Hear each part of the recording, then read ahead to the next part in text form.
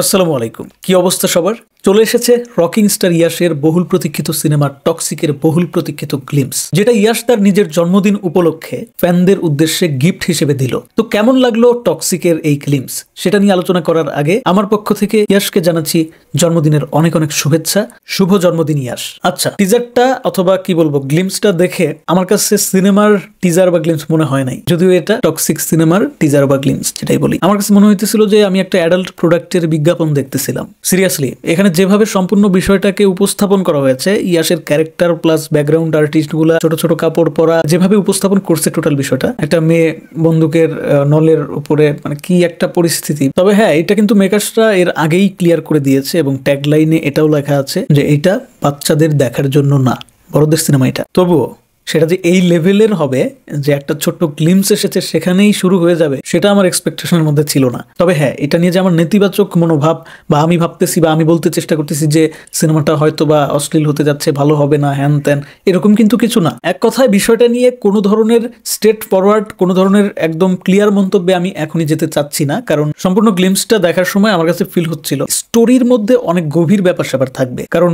যেটুকু দেখানো হয়েছে ওইটুকু গল্পের প্রয়োজনেই দেখানো হয়েছে। এবং আমার কাছে মনে হয়েছে যে এইটা তো জাস্ট একটা গ্লিমস, ইয়াশের জন্মদিন উপলক্ষে তারা এটা আলাদাভাবে মেক করতে পারে, এরকমও হইতে পারে। সো সিনেমার আরো অনেক কন্টেন্ট আসবে, সেগুলো দেখার আগে আসলে এই গ্লিমস দেখে কোন রকম এই সিনেমা সম্পর্কে নেগেটিভ মন্তব্য করা আমার মনে হয় বোকামি হবে। তবে হ্যাঁ, একটা বিষয় কিন্তু স্পষ্ট এই গ্লিমস থেকে বোঝা যাচ্ছে যে এই স্টোরিটা একটা অন্যরকম একটা স্টোরি হতে যাচ্ছে।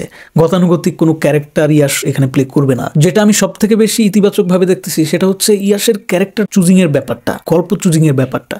আমরা যদি লক্ষ্য করি, ইয়াশ 4 বছর হয়ে গেছে অন্য কোনো সিনেমায় সাইন করে নাই। সো আপনার কাছে কি মনে হয় যে 4 বছর ধরে একজন অ্যাক্টর চুপ করে আছে একটা লেম কন্টেন্টে কাজ করার জন্য, অশ্লীল, তারপর যেগুলো দর্শক আসলে এই মুহূর্তে নিতে পারবে না ওই ধরনের কন্টেন্টে কাজ করার জন্য না? অবশ্যই এই যে গ্লিমসটা, এটার মধ্যে যুক্তি সম্পন্ন অনেক ব্যাপার আছে। পরবর্তী কন্টেন্টের অপেক্ষায় আমাদের থাকা উচিত, কারণ এই কন্টেন্টে তারা এই সিনেমার রিলিজ ডেটটা পর্যন্ত রিভিল করে নাই। সো এখান থেকে বোঝা যাচ্ছে যে তারা জাস্ট ইয়াশের জন্মদিন উপলক্ষে সেলিব্রেট করার উদ্দেশ্যে দর্শকদের জন্য এটা গিফট হিসেবে দিয়েছে। আবার এই ব্যাপারটাও কিন্তু স্পষ্ট বোঝা যাচ্ছে যে ইয়াশের ক্যারেক্টারটা অনেকটাই ডার্ক একটা ক্যারেক্টার হতে যাচ্ছে, যে ক্যারেক্টারটা কিন্তু ওই কেজিএফ এর রকি ভাইয়ের মতো না। আর এটাই হচ্ছে পজিটিভ সাইন। বারবার যদি ওই রকি ভাইয়ের মতো ক্যারেক্টার ইয়াশ প্লে করে, মানে রকি ভাই কিরকম, যে হিরোইক একটা ক্যারেক্টার, সে গ্যাংস্টার তবে গরিবের জন্য সে হিরো। রকি ভাই যখন একজন মেয়ের দিকে তাকায়, সে যদি তার হিরোইন না হয়, তার দৃষ্টিভঙ্গিটা থাকে যে ও হচ্ছে আমার মা অথবা বোন। অপরদিকে টক্সিকে ইয়াশের যে ক্যারেক্টারটা, এই ক্যারেক্টারটা কি ওরকম মনে হচ্ছে না? এই ক্যারেক্টারটাকে দেখে মনে হচ্ছে সে একটু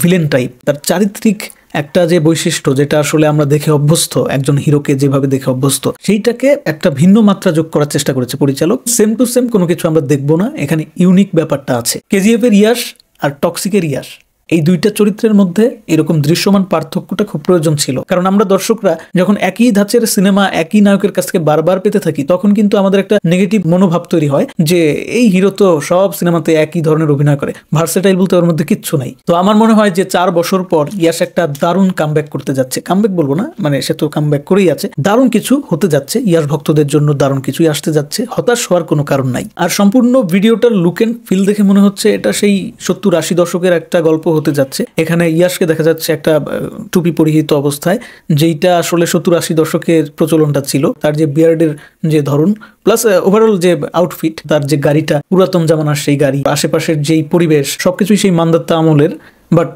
দেখতে খুব পশ লাগতেছে, কারণ ব্যাপার স্যাপারটাই পশ। প্রত্যেকটা ক্যারেক্টারই এখানে খুব রাজকীয়, ভিআইপি পার্সন সব। বোঝাই যাচ্ছে দর্শক কিন্তু আসলে দর্শকের মনের মতোই একটা সিনেমা হয়তো বা পেতে যাচ্ছে। তো খুবই এক্সাইটেড লাগতেছে, কারণ ওল্ড ইজ গোল্ড, আর সেই গোল্ডটাকে আবার নতুন করে ঘষে মেজে চকচকা করে দেখাতে পারলে সেটা তো দারুণ কিছু হবেই। তো বন্ধুরা, কমেন্ট বক্স স্বাধীনতার জায়গা, অবশ্যই কমেন্টে তোমরা জানাবা যে ইয়াশের এই যে দীর্ঘ 4 বছর পর, 4.5 বছর পর আবার নতুন করে টক্সিক নিয়ে ফেরা এবং টক্সিকের এই গ্লিমস দেখে তোমাদের কাছে কি মনে হচ্ছে, সিনেমাটা কেমন হবে।